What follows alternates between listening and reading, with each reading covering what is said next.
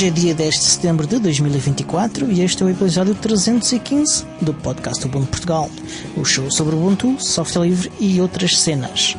O meu nome ainda é Diogo Constantino e hoje, deixa eu ver quem é que me acompanha, que eu tenho aqui a toolbar do VDO Ninja Tapar, o longo braço da lei. Olá, longo! Bom dia, concidadãos. O longo braço da lei tem o olho que tudo vê e a mão pesada. E parece que uma falha, uma insuficiência a combater escadotes. Escadotes? Sim. Pá, tu prometeste que não íamos falar do que se passou no Ministério da Administração Interna? Não foi na administração interna. Então? Foi em Vale dos Deus. Esse também. Esse também. Ok, sim. Já são tantos episódios que uma pessoa até se baralha. É um ou é outro, não sei. Mas sim, pronto, prisioneiros que escapam em Vale dos Judeus e que, por coincidência, as câmaras de videovigilância, esse sistema tão eficaz de prevenção do crime e de trazer segurança às pessoas, não funcionam. O Ministério da Administração Interna agora, perde não sei quantos computadores que alguém subiu um escadote. 5 ou 6, sim. Não foi um escadote. Entrou no prédio do Andaime e entrou por uma janela a partir do prédio do lado. Brilhante. Nós temos os melhores criminosos. Porque tu vais ver aqueles filmes estrangeiros e há sempre esquemas bué de elaborados. Sim, com lasers e tudo, e cabos e não sei o quê. Sim. Os nossos sobem escadas. Pronto, são práticos, direitos ao assunto e usam tecnologia, a chamada tecnologia low-fi. Exatamente. Eu só espero que o técnico de informática que geria os computadores do MAI tenha sido inteligente o suficiente ao ponto de instalar GNU Linux como sistema operativo e tenha encriptado os discos com uma solução qualquer de encriptação. Quer dizer, é o mínimo que se exige, não é? Pois, o mais provável é ter Windows e usar a solução do Windows baseada em TPM, sendo que é interessante que no mês de agosto descobriu-se que muitas marcas de computadores utilizam TPMs com chaves que são públicas, basicamente, que qualquer pessoa pode usar para desencriptar os discos. Ok, então mas isso não oferece segurança nenhuma em caso de furto. Então, mas estava lá a encriptação, pá. Por falar em encriptação, tu já tinhas instalado a nova versão do Ubuntu. Do Ubuntu 24.04, sim. Sim, eu instalei recentemente a nova versão do Ubuntu e filo com uma encriptaçãozinha com LVM no disco. Boa. Tanto Lux e LVM.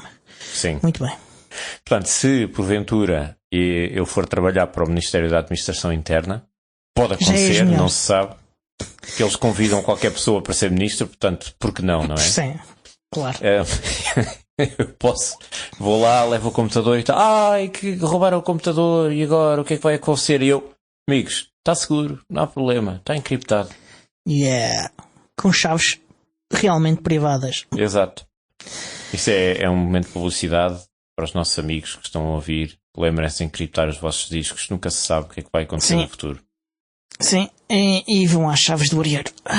Sim.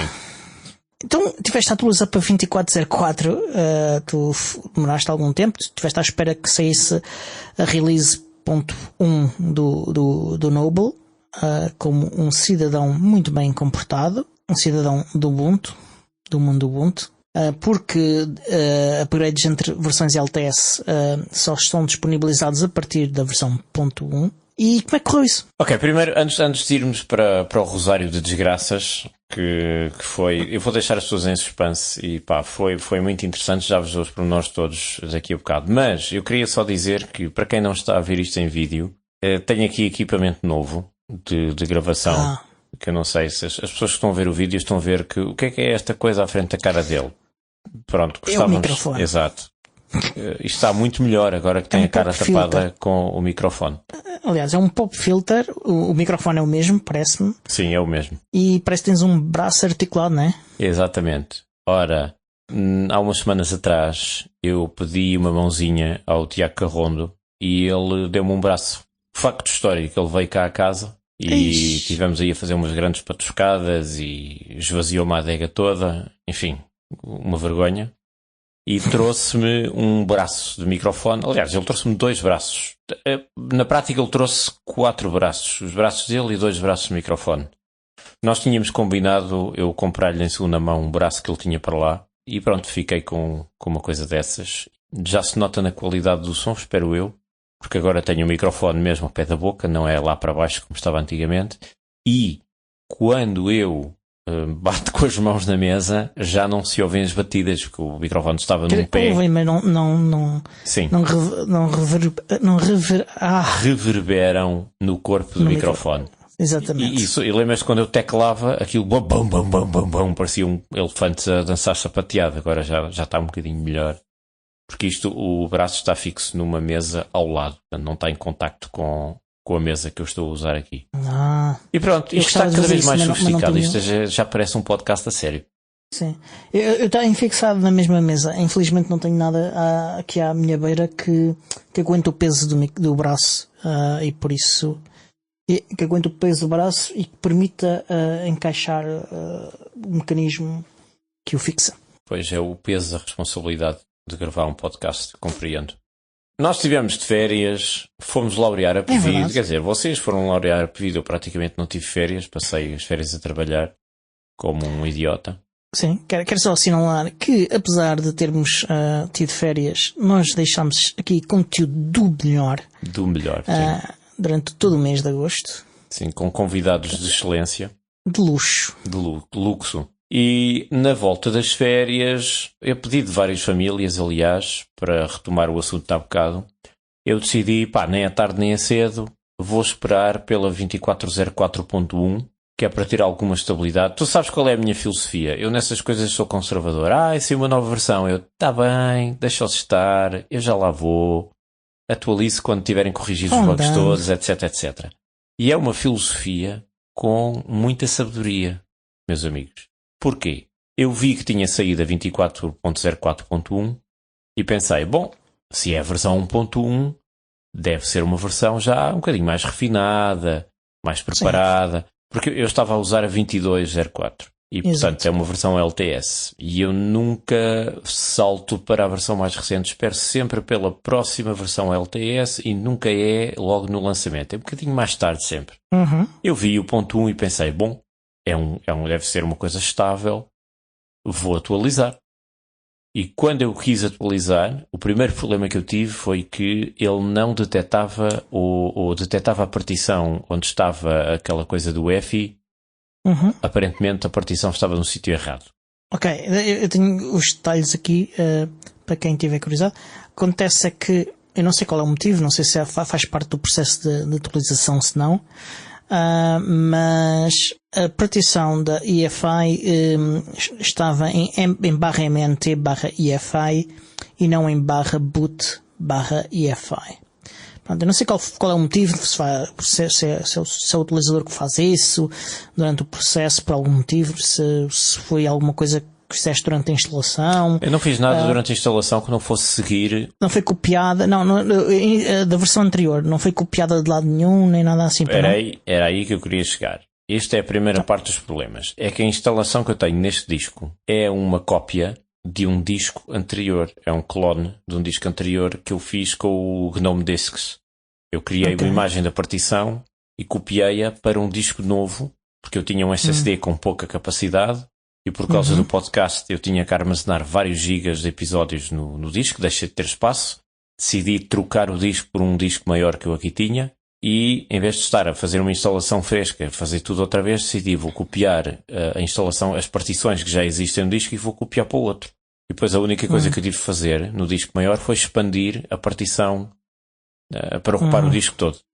Eu não sei se nesse processo ele não terá endrominado ali a partição onde estava o EFI ou coisa assim, enfim, borrou. Mas como estava a funcionar a instalação que eu tinha e iniciava normalmente e tudo, eu nunca pensei, tenho aqui um problema. Portanto, foi durante a instalação, deu-me aquilo. Aliás, e estava a funcionar porque ele estava configurado para usar a partição que de facto existia. Durante a instalação é que houve alguma coisa que tentou procurar onde estaria normalmente e não estava. Pronto, é isso. E isso é que causou esse problema. pronto, houve uma conversa no canal de Telegram do Ubuntu Portugal, com alguns comandos que te fomos ditando. Lá percebemos qual era o problema e corrigimos. Sim, eu acabei por conseguir corrigir o problema graças a isso, e nem sei bem o que é que fiz, ou como é que fiz, mas pronto, ficou corrigido. Depois... Mas eu posso explicar já agora, para quem não souber.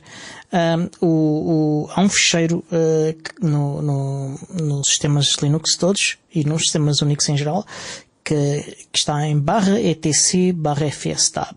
O etc é onde ficam as configurações de sistema, e o fstab, que é o File System Tab, a tabela de sistemas de fecheiros, contém essa informação. E o que eu fiz foi pedir que comentasses a linha de comando que tinha a configuração atual, e fosses comentar, porque estava lá, que deveria ter a configuração que o instalador estava à espera. Exato. Foi questão de tirar um cardinal de um lado e pôr do outro. Sim. Exatamente. Pronto. Agora, não é assim a coisa que o utilizador normal faça num pescar de olhos. Ainda houve ali... É assim, utilizadores de Linux, utilizadores comuns de Linux, muitas vezes adquirem algum conhecimento sobre como é que funciona o computador. Normalmente são pessoas que estão mais interessadas sobre como é que funciona o computador. E que vão pesquisar onde arranjar uma solução. Portanto, algumas dessas pessoas sabem, mas se olharmos para um utilizador de computadores em geral, sim, não é de esperar que ele soubesse disto e que conseguisse resolver o problema sozinho. Sim, aliás, eu não consegui resolver o problema. Eu basicamente segui as instruções que tu me deste de forma cega. Ok, vou fazer isto, pumba. E lá corrigiu. Mas foi completamente à confiança. O sistema podia ter explodido e eu não teria sabido porquê. E então, isto foi só o começo da saga. Eu não sei se vocês gostam de sagas em geral, histórias, sagas Viking, Beowulf, essas coisas, a Ilíada, a Odisseia, aqueles clássicos da literatura. Foi muito parecido com os 7 trabalhos de Hércules, porque isto foi só o começo das chatices. A música é épica.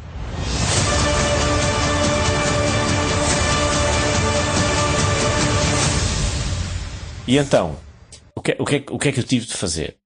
Inicialmente eu até tentei fazer a atualização a partir do terminal, com o comando sudo upgrade coisa, já não lembro que comando é que era. Do release upgrade. Isso. E ele deu-me ali uma série de... uma lista de coisas, e foi aí que ele me disse o disco não sei o quê, a partição está errada, etc. Depois de eu ter corrigido o problema, apareceu-me no ecrã a janela do interface gráfico a sugerir a atualização do sistema. E eu decidi, ok, vou seguir isto. Carreguei no botão, segui as instruções, e aquilo continuou a fazer até um certo ponto. Mas, mais ou menos ali a 40 e tal % do processo, não tinha chegado sequer a metade, aquela coisa bloqueou. Deixei o computador de lado durante 1 hora a ver se ele avançava. Não avançou. Tentei ir lá mexer, a ver se reagia.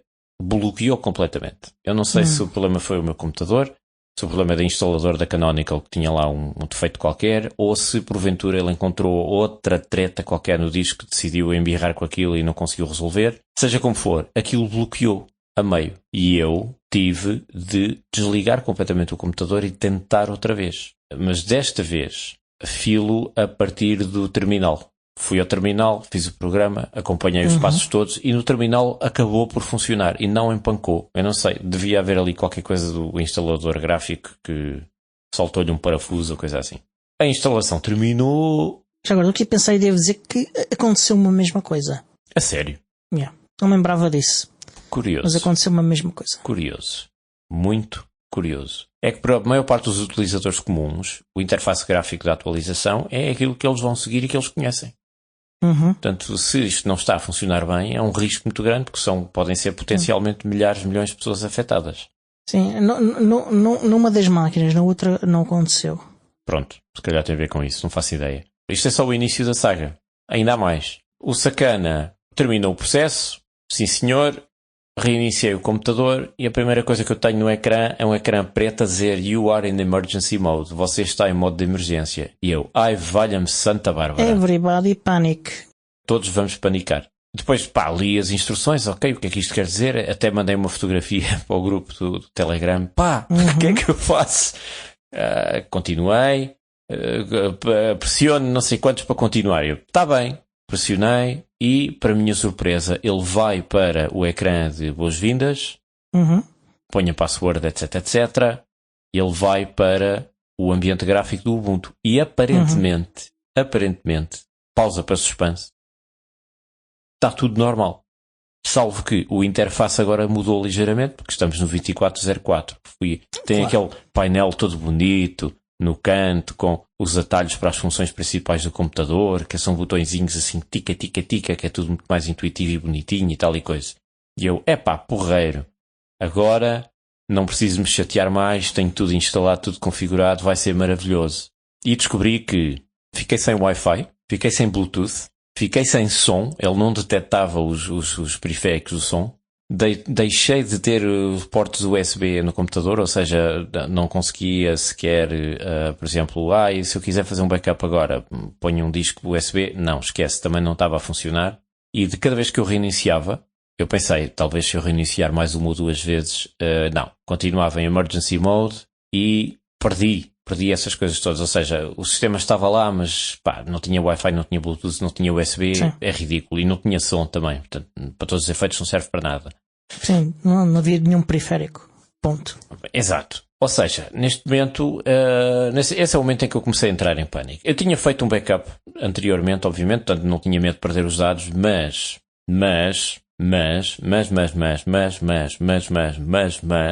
pausa para suspense. Tenho uma série de aplicações no computador que me deram um imenso trabalho a configurar. Uma catrefada de scripts para Nautilus que aceleram o meu fluxo de trabalho diário, que eu uso diariamente para converter ficheiros e coisas assim que eu preciso, porque eu estou a lidar com um arquivo. Tinha uma série de extensões de Nautilus também para esse efeito. Tinha também toda a configuração do VS Codium que eu uso para publicar os episódios do podcast e que eu ainda não consegui recuperar. Portanto, ainda vou ter que refazer tudo isso tudo outra vez. E, portanto, isto tudo é uma grande chatice. Eu não queria estar a fazer uma instalação nova porque eu ia ter de fazer tudo isso outra vez. Não ias. E aí, eu já te vou explicar. Não, vou-te explicar umas coisas. Os tais scripts do Nautilus, eles têm que estar guardados em algum sítio. Sim, eu guardei esses scripts todos, o problema não é esse. Não é isso, não é tu guardares. É quando tu metes no Nautilus, eles não ficam no Ether, não é? Eles ficam gravados em algum sítio do disco. Sim, é o Local Share Nautilus Scripts. Pronto. Portanto, substituindo isso à partida, ele vai lá buscar, nem que tenhas de ir depois também editar alguma coisa no dconf. Isso pensas tu. Eu quando disse que isto era uma saga, é mesmo uma saga. O VS Codium, como é que instalaste? O VS Codium foi fácil de instalar. Fui ao centro de software e instalei. O meu problema com o VS Codium não é a instalação, é a configuração. Eu sei, calma. Pronto, deixa-me explicar. Se tu fizeres um snapshot desse pacote, ele vai buscar guarda as configurações todas. Guarda não só a versão do software, como as suas configurações. E depois disso tu podes fazer um snap export e ele exporta-te esse snapshot e depois podes pôr isso no disco dos backups e fazer um snap install ao VS Code e depois um snap import a esse snapshot. Agora já vai tarde. Pronto, mas eu já tenho dito isto várias vezes. Mas eu não anotei. Aliás, eu vou ter que anotar isso tudo porque isso são algumas etapas que eu não conheço. É o tipo de coisas que eu faço sempre que faço um upgrade ou que faço um backup. É que além de guardar toda a home, eu faço snapshots e exports dos meus snaps. Os snaps não estão guardados numa pasta do sistema especificamente para os snaps? Ok, os snaps estão divididos em vários sítios do disco. Portanto, eu tenho mesmo que fazer um snap export. Não basta, por exemplo, ir buscar a pasta dos snaps uma pasta que já lá esteja. Pode os santinhos alinharem-se todos, ou os santinhos não, os astros alinharem-se todos e isso funcionar, mas os snaps estão divididos em vários sítios do sistema de ficheiros. E é preciso compreender que o software está num sítio e as configurações e dados do utilizador em si estão em outro. Estão dentro do home, por isso é que lá na tua home há uma diretoria chamada Snap. Aliás, o disco original de onde eu copiei a minha instalação anterior ainda lá tem o sistema instalado, não o apaguei. Se eu iniciar esse o computador a partir desse disco, eu sou capaz de poder fazer esse snap export.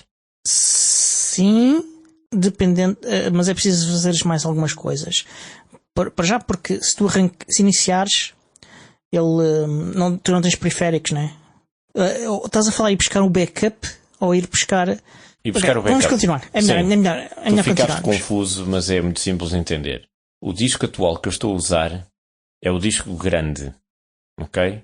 Que tem uma instalação nova de 2404. O disco antigo, que é um disco mais pequeno, de onde eu fiz a cópia da instalação que eu tinha antes de 2204, ainda existe e está intacto. Ok. Portanto, eu posso iniciar a partir desse disco, fazer Sim. export snap do VS Code e fazer essa manigância toda. Sim, contudo, pode acontecer o mesmo que acontece com o Firefox, que é o Firefox não gosta de downgrades. Ninguém gosta de downgrades, quer dizer, compreendo perfeitamente o Firefox. Pronto. Vamos ver o que é que acontece. Posso tentar. E já agora deixa-me elaborar um bocadinho nisto. Acontece é que para este processo, o primeiro passo deste processo, quando estás a repor, é instalar o Snap. Portanto, ele vai sempre buscar a versão mais recente do Snap. Sim. E quando tu estás a repor um backup, ele está a ir buscar uma coisa mais antiga. Exato. Portanto, ele dependendo do software em si, pode não funcionar, mas pronto. E é curioso que digas isso, porque ainda hoje recebi uma atualização para VS Code precisamente. Mas pronto, sim, o VS Code hoje estava louco. Mas pronto. Continuando aqui a saga, porque isto está cheio de pormenores deliciosos e vocês vão se rir imenso à minha custa, porque isto ainda não acabou. Visto que o meu computador estava completamente inutilizável e eu não podia usá-lo, etc. Que neste momento ainda estamos naquele ponto em que tu tinhas Estou em pânico e a chorar em posição fetal debaixo da mesa. Não tens Wi-Fi, não tens Bluetooth, não tens USB, exatamente. Não tens nada dessas coisas. Bom, estou a chorar debaixo da secretária. Por sugestão do Luís Louro, ele diz-me, vê lá se isso funciona numa sessão live. E eu, tá bem, vou experimentar. E de facto, quando eu iniciava a partir de uma pen, ele funcionava tudo impecável. Portanto, sessão live e tal, Wi-Fi, Bluetooth, funcionava tudo. Não era muito um problema do Ubuntu ter deixado de suportar os drivers todos do teu sistema operativo. Era mesmo algo no processo de upgrade que falhou e que colocou-te nesse estado. E provavelmente aconteceu na altura em que ele borregou o instalador gráfico. Portanto, suspeito que terá vindo daí. É uma possibilidade que eu diria que é elevada. 90% de probabilidade. Ok, isto funciona em live. Puxei pela cabeça e pensei, vamos resolver isto da maneira mais simples possível e vamos formatar o disco todo e instalar isto fresco, de raiz. Pronto.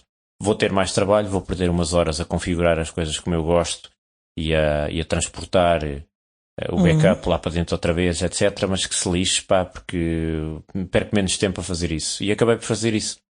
Instalei tudo diretamente, a encriptação do disco, a instalação, etc. A seguir à instalação, as atualizações todas.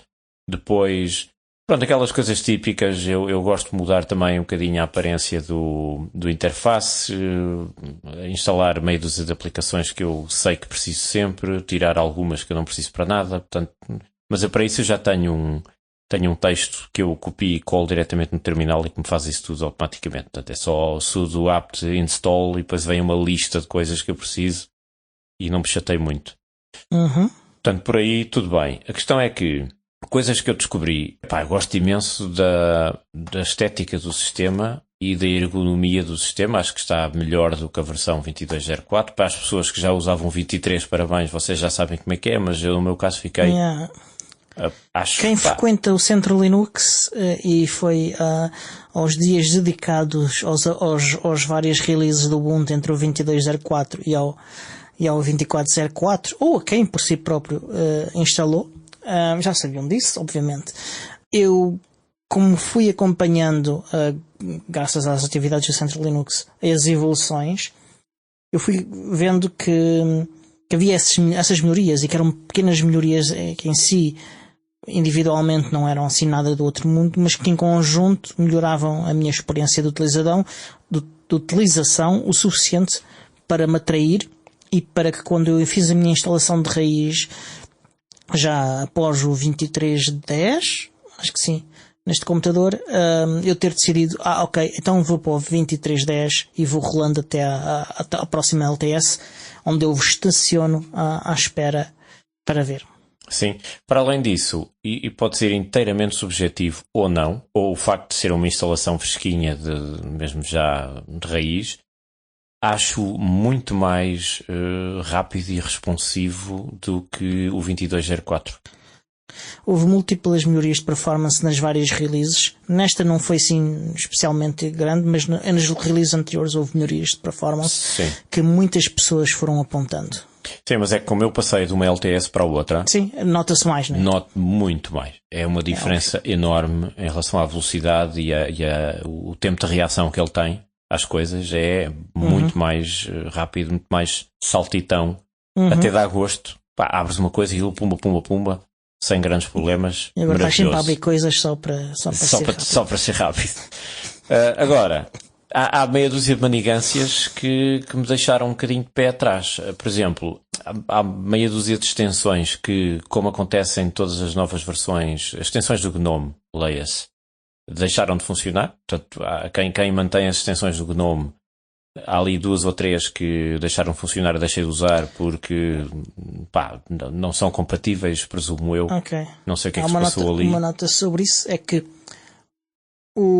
já não sei em que versão o GNOME alterou a API normalizando para uma norma o formato das extensões, o formato interno, a estrutura do código e as APIs que usa. E se calhar algumas dessas extensões que tu usavas não se adaptaram. Iam funcionando porque continuavas a usar na versão anterior, mas esta mudança do GNOME à partida irá diminuir a probabilidade desse tipo de coisas acontecer de novo. Sim, é possível, mas isso é uma das coisas que eu reparei. Mas os developers dessas extensões têm que de facto apanhar e adaptar-se a esta mudança. Sim, eu presumo que é isso que não aconteceu. Algumas extensões terão sido, não estão atualizadas para funcionar nesse sistema. Depois, outra coisa que eu reparei, e há bocado estávamos a falar dos scripts do Nautilus. Eu copiei e colei os scripts do Nautilus na pasta respectiva, mas eles não funcionavam por 2 razões. Uma, burrice. 2, uma razão desconhecida. Por exemplo, eu sei que no caso dos scripts do Nautilus anteriores, no meu caso são scripts sobretudo de tratamento de imagem e eu tenho de ter instalado o pacote ImageMagick, que é um dos pacotes que eu preciso, depois há outros que o MAT2, o EXIF, não sei quantas, etc. O ImageMagick é conhecido como o canivete suíço do processamento de imagem. Exato.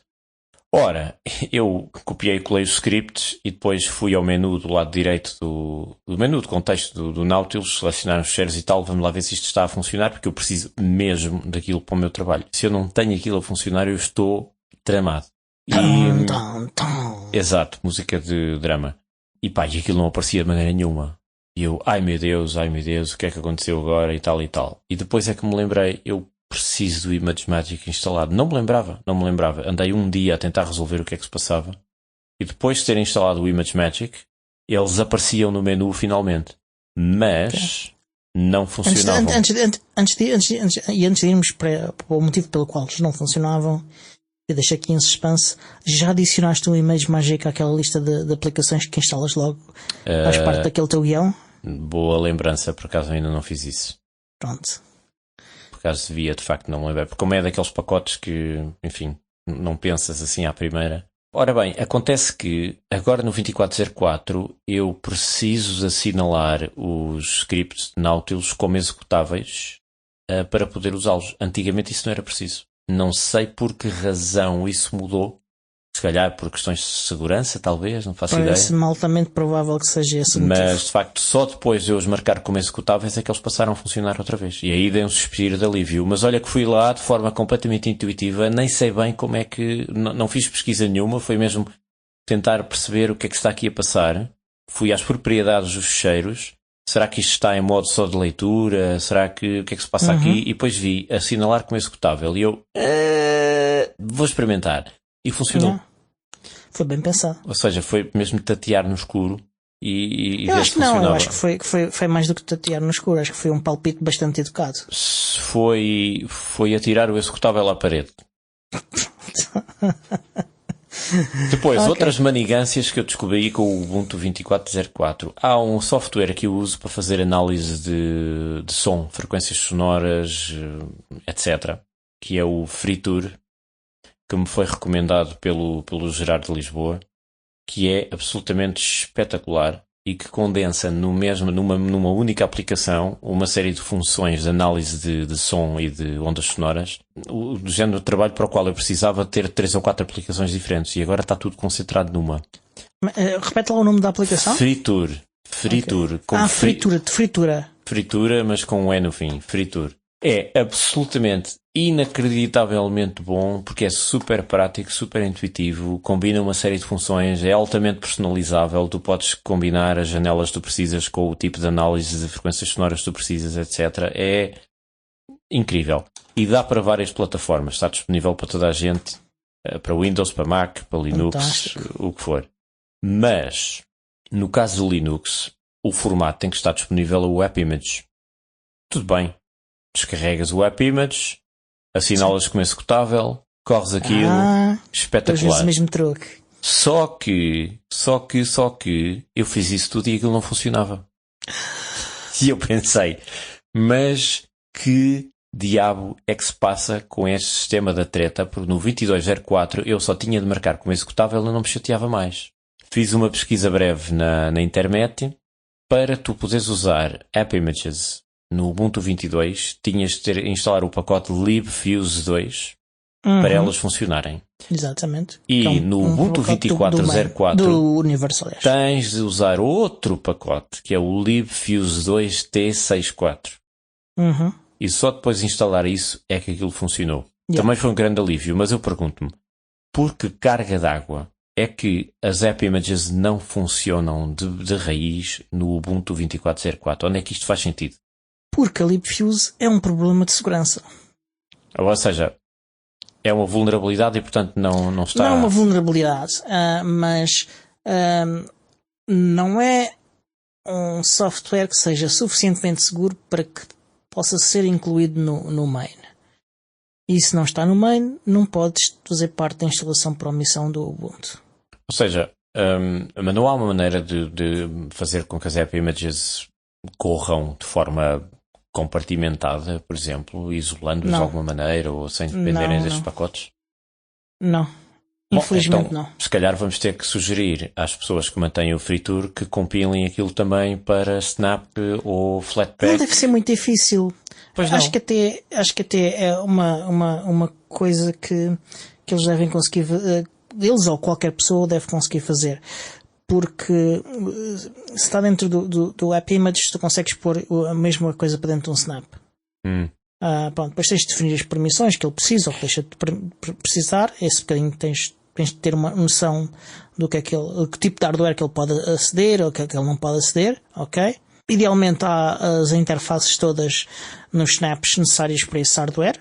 A partida penso que sim, porque há muito hardware que faz edição de áudio e de vídeo que é Snap. Portanto, não penso que seja por aí que vem o problema. É só uma questão de identificar as interfaces todas que são precisas e carregá-las e a partir daí deverá funcionar. Bom, com ponto e vírgula, porque no caso do Fritur, que lida com frequências sonoras e análise de frequências sonoras e essas coisas todas, deve haver ali uma forte dependência de tudo o que são drivers alça e como é que era a outra? Como é que se chamava? Eu não me lembro. Mas do Pulse. Mas isto, Pulse Audio, essas coisas todas. Tudo isso funciona com snaps. Tudo isso funciona com snaps. Espera, Mike, espera. Vamos lá ver. Tu estás com muita sorte porque quando eu instalei as minhas aplicações todas assim à bruta, o sistema foi buscar automaticamente o Snap do Audacity. E o sacana do Audacity em Snap tem problemas em captar, por exemplo, entradas dos microfones e isso tudo. Eu tive de tirar o Snap e voltar a instalar um DAB porque não estava a conseguir resolver o problema. Não sei qual é esse problema em específico, mas mantenho o que eu digo, porque há vários snaps, não apenas o da Audacity, que utilizam vários drivers de áudio, inclusive um que estamos a utilizar neste momento, que é o do browser e o OBS. E o OBS Studio.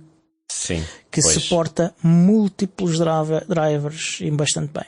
Mas a ideia Portanto, com que eu fico é que problema, isso pode ser um problema específico do Snap do Audacity. Eu desconfio que é isso, que é um problema específico do Snap do Audacity e que provavelmente eles se calhar pegam no Audacity e compilam aquilo para várias plataformas e depois há ali bugs para corrigir. Pode haver um bocadinho de falta de amor ao Snap. É possível. Essa foi uma das pequenas manigâncias que eu detetei. Pronto, agora já tenho tudo a funcionar, à exceção de uma extensão para Nautilus que eu usava para remover metadados de ficheiros, que é muito importante no meu caso por questões de privacidade e também de aligeirar o tamanho dos ficheiros para a internet, para sites de internet. Sobretudo quando são imagens de grandes dimensões. E eu tenho um snap que eu utilizo para fazer, não é bem compressão, mas é para aligeirar o tamanho das imagens, chamado Curtail. É um snap que é prático, tu arrastas os ficheiros lá para dentro, ele faz a conversão toda e depois aquilo perde entre 5%, às vezes até 60% do tamanho original, sem perder qualidade. Mas para além disso eu ainda preciso remover a metadados, sobretudo quando se trata de imagens assim em grande quantidade, que não precisam dos metadados. Há imagens que precisam, neste caso não é necessário. Porque não são para arquivos, são só para carregar em páginas de internet e assim. E há um pacote que se instala precisamente com esse objetivo, que é o MAT2, que tem também a função de adicionar uma extensão ao Nautilus que aparece automaticamente no menu de contexto, com a opção Remove Metadata. E, portanto, a única coisa que tens de fazer é selecionar os ficheiros todos que tu queres. Clicas em Remove Metadata e o gajo limpa-te as imagens todas. E cria uma versão de backup ao lado com um nome diferente. É criada uma nova imagem com um apêndice a dizer clean no nome do ficheiro. E está bom. E aquilo reduz-te o peso das imagens, assim, uma coisa extraordinária. Eu instalei o pacote MAT2 e segui as instruções que estão no GitHub deles para tornar possível a extensão Remove Metadata do Nautilus, mas não funciona no 2404. Há ali qualquer coisa que está a faltar, as instruções têm que ser atualizadas possivelmente, ou alguma coisa no código vai ter que ser mexida, porque o Nautilus que eu tenho nesta versão é diferente do Nautilus que eu tinha no 2204. Até o interface é diferente. Eu suponho que houve ali mexidas e que essas mexidas impossibilitaram que o MAT2 ativasse essa extensão de forma automática. Já foste espreitar ao repositório do MAT2? Já. Se há algum issue aberto a esse respeito? Por acaso não.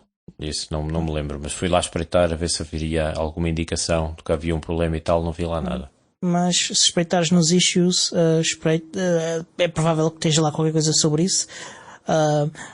Algum bug aberto, alguma indicação que há trabalho em progresso. O melhor sítio é os bugs, os issues de GitHub ou de GitLab. Sim. No chat, o Pedro Gaspar está a perguntar o que é metadata. Metadados. Eu disse há bocado, eu usei a expressão em português há bocado, eu disse metadados. São dados que estão apensos à imagem ou qualquer outro ficheiro. Pode ser um PDF, pode ser um ficheiro de texto, seja lá o que for, que indicam, por exemplo, a data de criação, a data de uma última modificação, o autor, essas coisas todas. E no caso das imagens, até dados técnicos sobre a fotografia, o tipo de máquina que foi usada, data e hora da captação, etc, etc. Portanto, tudo coisas que fazem sentido em arquivística, por exemplo, que são muito importantes para trabalho de arquivístico, seja de ficheiros de som, de multimédia, imagens, seja lá o que for. Porque é preciso para contextualizar até as pesquisas numa base de dados.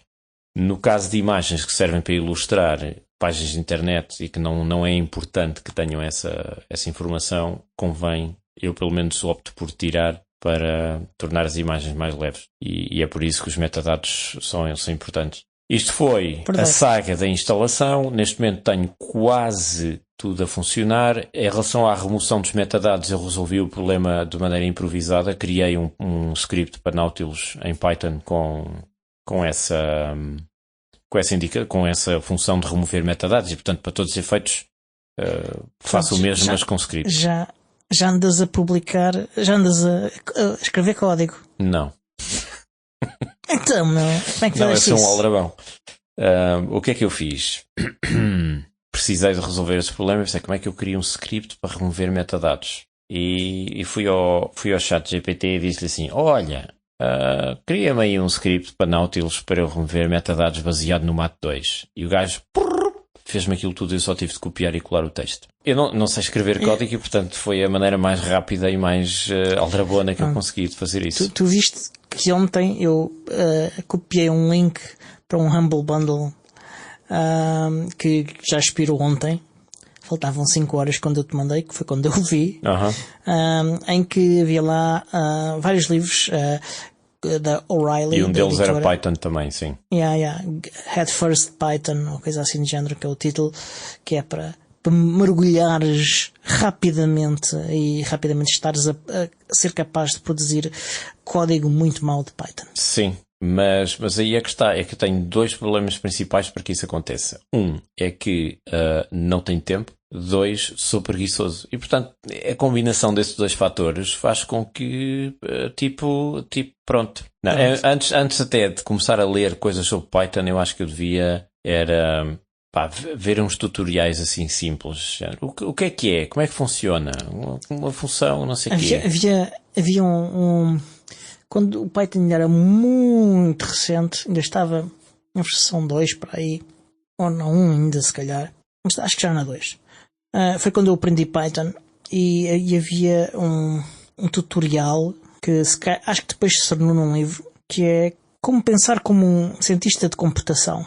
E era basicamente um tutorial de Python, mas ensinar a programar nesse contexto. E era muito interessante porque ele era dirigido para quem não faz ideia sobre nada do que é programação e computadores. Pronto, sou eu. E era muito bom. Não sei se ainda está presente no site do Python, mas se estiver, recomendo, porque há muitos tutoriais, não quer dizer que sejam todos bons. Pois. Não, depois tens imensos tutoriais no YouTube também. Oi, galera, vamos aprender sobre Python. E há excelentes tutoriais, assim. É isso que eu tenho de fazer. Mas não... investir num novo campo de conhecimentos, sobretudo quando tu tens uma utilização pontual em que preciso só de resolver esta tarefa e depois nunca mais volto a pegar naquilo. Não é uma coisa que me motive muito para eu fazer essa coisa já com mais dedicação. Se eu precisasse de escrever código todos os dias ou para resolver problemas profissionais ou coisa assim regularmente, uma pessoa pensa assim, vale mesmo a pena fazer este investimento que é para fazer isto. Mas neste caso não existe essa Mas podias criar necessidade. essa necessidade. Eu tenho outras necessidades, o problema é esse. Ignoravas as outras. Funciona sempre tão bem. Tenho imensa coisa para fazer e não tenho tempo para fazer tudo. Isso é que é o não problema. faças. Transformavas-te num app developer para o Ubuntu Touch com Python. O sistema está instalado, está a correr, a medo. Falta-me só configurar o VS Code para apanhar a pasta do podcast para eu poder publicar para o servidor as tralhas todas. Vou ter que pedir ao Tiago Carrondo para me ajudar a fazer isso outra vez, que eu já não sei como é que fizemos. Já não me lembro. Sugestão, grava. Pois, eu devia ter pensado nisso. Isto está feito, o resto está tudo a funcionar e vamos ver como é que a coisa corre. Isto só para acabar a saga. Continuo com um problema estranho que me acontece mesmo antes da última versão do Ubuntu na 22.04, que eu desconfio que está ligado a modificações que a Canonical fez ao núcleo kernel do Ubuntu.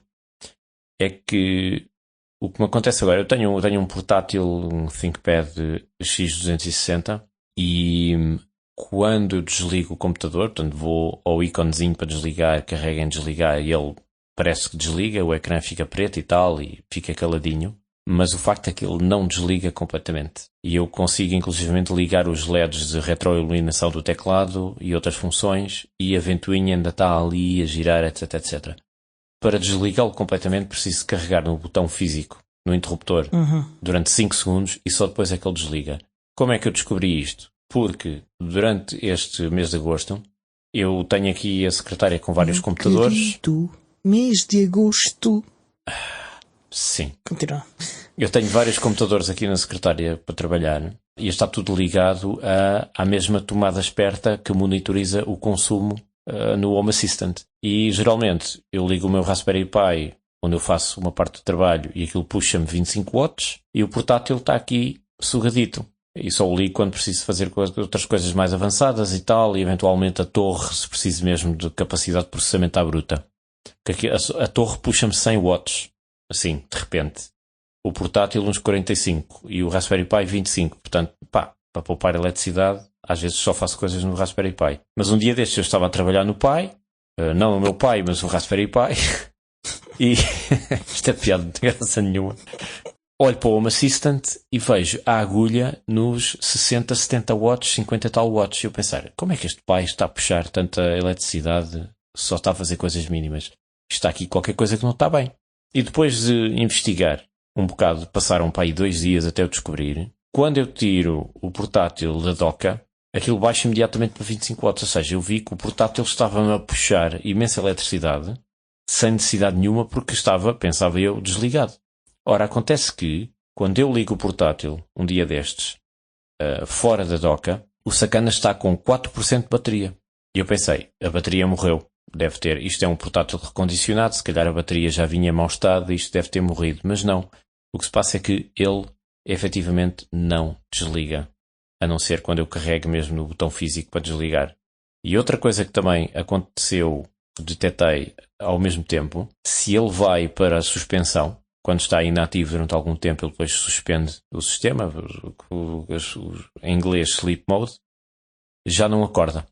Portanto, eu faço o que for preciso e tal, ele não reage. Tenho de desligá-lo completamente e voltar a ligar. Fiz uma pesquisa na internet e tenho visto do Launchpad e noutros sítios imensa gente com muitos portáteis diferentes, não apenas o ThinkPad, o Lenovo, mas também outras marcas, com exatamente o mesmo problema, desde há 1 ou 2 kernels atrás. Ou seja, há aqui qualquer coisa que correu mal com os kernels mais recentes, com os núcleos mais recentes do Ubuntu, que leva a que ele não acorde da suspensão e não desligue completamente, dependendo do computador. Já vi comentários, isso é da gráfica NVIDIA, não sei o quê. Não é, porque eu não tenho gráfica NVIDIA neste aparelho. É de facto uma incompatibilidade qualquer com as últimas versões do kernel e, sei lá, as motherboards disto ou o sistema de gestão de energia, não faço ideia. Mas eu gostava mesmo muito que isto fosse resolvido, porque é muito fácil uma pessoa distrair-se, desligar o computador, achar que está tudo bem, volta no dia seguinte ou daqui umas horas e está sem bateria. Ou estás a fazer trabalho crítico com coisas que tu não guardaste, deixas o computador inativo porque foste almoçar, voltas, está a dormir, não consegues acordar, tens que reiniciar tudo. É chato. É chato e é como é que se diz? É estúpido. É estúpido. E portanto eu espero que a Canonical venha cá abaixo e olhe para isto, que isto é uma vergonha. Isto é ladrões e as chupistas. Já reportaste esse bug? Já fui lá fazer um comentário ao bug que está aberto no Launchpad, a dar a minha chega. Basicamente fui lá dizer em inglês, andem lá com essa Very well. E, assim, numa escala de 0 a 10, que pontuação é que davas à tua experiência de atualização? A minha experiência de atualização, pessoalmente, de 0 a 10, dava-lhe um 2. Porque acho que não é admissível que a interface gráfica do atualizador empanque e falhe, porque é extremamente arriscado. Se isto fosse uma máquina de produção de uma empresa, ou de um serviço crítico qualquer, ou de um serviço público, coisa assim, em que tu precisas de uma atualização entre LTS que seja escorreita e que não dê problemas nenhuns, isto era uma desgraça. Sobretudo para utilizadores que eventualmente não estariam preparados para resolver o problema. Sim, mas se fosse numa situação dessas, tu tens uma equipa de IT que te faz isso por ti, não és tu que fazes. Mas é trabalho adicional. O fornecedor do sistema operativo tem que ter a certeza que quando lança uma atualização que as coisas correm bem, foram testadas e que não há problema. Mas sim, provavelmente eles tinham eles tiveram essa preocupação e testaram, e com eles funcionou, e com as pessoas que testaram mais ou menos, funcionou. que nós temos aqui um link para as notas, que é o facto de a Canonical ter pausado as atualizações de LTS há uns dias. Exatamente. Queres-me explicar porquê? Eu ainda não li, eles já publicaram um post-mortem, acho eu, mas eu ainda não li. Mas isso não quer dizer que aquilo que eu acabei de dizer, que é quando eles testaram e quando as pessoas que testaram, isso não aconteceu. Porque as coisas podem acontecer só em certas circunstâncias. Os problemas, quando existem, não têm que sempre se manifestar a toda a gente sempre. Daí a importância de quando eu meto os avisos de que é a semana do teste, que saiu versão beta e coisa assim, do pessoal olhar para lá e tentar fazer os testes. O problema destas coisas é que tu tens um sapato que tem que servir para muitos pés diferentes. Pés de tamanhos diferentes, formatos diferentes, pés com unhas encravadas, com unhas cortadas, com unhas compridas, pés com calçado 45, pés com calçado 25. É um sistema operativo que tem que servir para muitas máquinas diferentes e em variáveis e em condições ambientais completamente imprevisíveis, e muitas vezes são máquinas que são combinações de componentes que tu não consegues controlar. Há pessoas em casa que têm um computador que elas montaram, tem a gráfica X e a motherboard não sei de quê. Sim. E há anos e anos de combinações possíveis a crescer uns atrás dos outros, e é difícil conseguir confirmar. Tenho inveja também é aquela da altura Apple. em que as pessoas fazem asneira, porque também acontece. Eu tenho inveja da Apple porque os gajos da Apple têm tudo controlado, ou seja, têm aquelas máquinas que eles fizeram que são só meia dúzia, têm um sistema operativo que é desenhado só para aquilo e não mexe, está bom. Assim também eu. Mas pá, foi uma experiência que foi engraçada, mas e o Ubuntu? Eu resolvi os problemas de instalação, isso tudo, em 48 horas. Mas porque tive uma atitude proativa, ou seja, não pus a chorar encostado a um canto, e agora vou deitar o computador para o lixo e não sei o quê. Quer dizer, a maior parte das pessoas era o que faria. Já tive muitas pessoas a quem eu instalei a GNU Linux, várias versões, tudo, Ubuntu, Debian, Mint, seja lá o que for, e muitas vezes tenho que andar a fazer trabalho proativo para convencê-las que ao mínimo contratempo, à mínima situação, isto não funciona e tal, amigo, calma, vamos resolver, vamos pesquisar, vamos ver o que é preciso fazer. O Pedro Gaspar está aqui a dizer, funciona no meu PC. Quando nós estávamos a falar de testar e não sei quantos, porque assim, o Ubuntu é testado no PC de muita gente que está a contribuir para esse esforço de testar. Portanto, no meu PC são muitos PCs diferentes. É também os PCs dos fabricantes de computadores que pedem à Canonical para certificar os seus computadores. Portanto, esse meu PC, na verdade, são milhares de combinações diferentes de PCs. Não é assim uma coisa que eu fiz aqui neste e está bom. Não é assim. Há um esforço grande da Canonical e da comunidade do Ubuntu de fazer testes no máximo de computadores possíveis. Há semanas de teste, há releases beta, há todo um esforço nesse sentido. E neste momento já há alguns computadores certificados, já são em maior número do que eram há uns anos atrás. Lembro-me perfeitamente. Sim. E portanto a experiência de utilização deve ser impecável. E o Pedro está também a dizer que esta atualização teve bastantes problemas, segundo se sabe, por causa de uma flag nova que eles tinham com os pacotes, por causa do bug dos timestamps de 32 bits. Eu não sei se é esse o problema, não tenho certeza, não me informei ainda o suficiente para saber. Agora, eu não acho que esteja a ter assim tantos problemas, pelo menos na minha percepção pessoal. Eu não vejo mais pessoas a ter problemas com esta release do que vi com outras releases. Vejo pessoas... Eu não sei, o que eu tenho visto para aí... Não, eu sei. Espera aí, eu sei o que é que eu vi. Já vais dizer o que é que tu viste. Eu vi pessoas diferentes terem problemas. Isso eu vi. Mas não vi mais pessoas. O que é que tu viste? A percepção absolutamente subjetiva que eu tenho, de comentários que tenho visto por aí, alguns sites da especialidade disso tudo, é que há um número inabitual de pessoas nos fóruns do Ubuntu, da Canonical, do Basque Ubuntu e isso tudo, a reportar uma série de dores de parto com as atualizações para 24.04. Portanto, eu não estou a dizer que tenham todas o mesmo problema, mas há aqui qualquer coisa que não correu de maneira mais suave. Eu não sei até que ponto é que não há assim tantas diferenças entre esta versão e a outra. Na opinião de sites sobre esse tipo de coisas. Eu disse que é a minha percepção subjetiva, inteiramente subjetiva, não está apoiada em dados estatísticos. Sim. Mas isso é possível de se ver porque a Canonical publica estatísticas sobre os bugs, sobre os crashes e as causas dos crashes do Ubuntu, porque as pessoas que querem que comunicam à Canonical automaticamente que houve um crash e alguma informação sobre o computador, normalmente a arquitetura do CPU e a versão do Ubuntu e o crash e informação sobre o crash. Portanto, é possível fazer essa comparação até.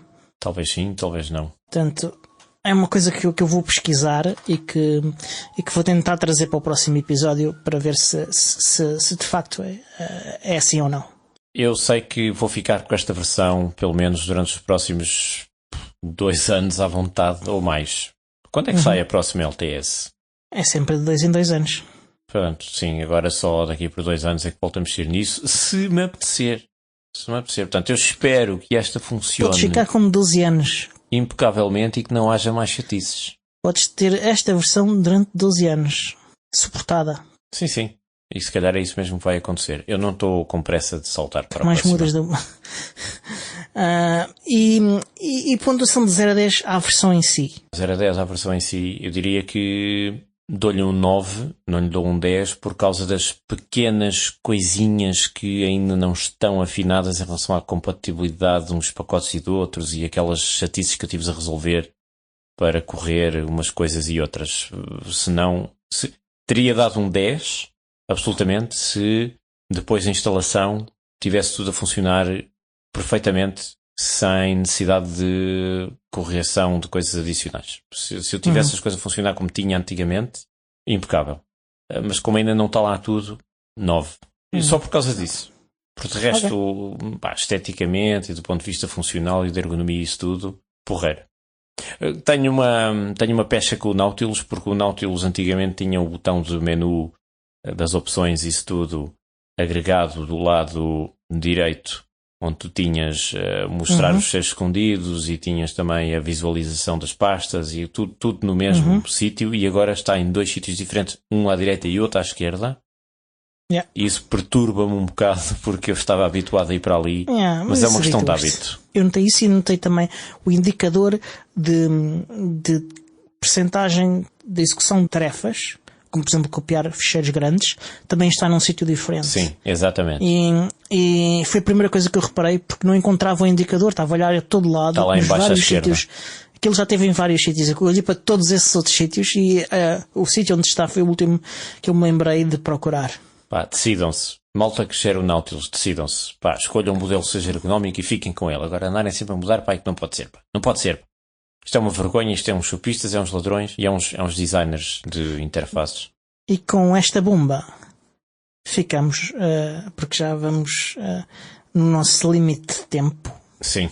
Podes dizer mais mal no próximo episódio, portanto guarda isso. No próximo episódio eu quero falar de Debian 12, que vai ser a minha menina dos olhos nos próximos tempos. Ok, pronto. A Daddy Distro do Ubuntu. E ficamos por aqui hoje. Este episódio foi produzido por mim, Diogo Constantino, pelo Miguel, pelo Tiago Carrondo, que até ajudou a instalar hardware, editado pelo Alexandre Carrapiço, o Senhor Podcast. E até para a semana. Ele não pode ir de férias, que até se engasga todo no fim. Já nem se lembra do que era para dizer. Já perdi a prática.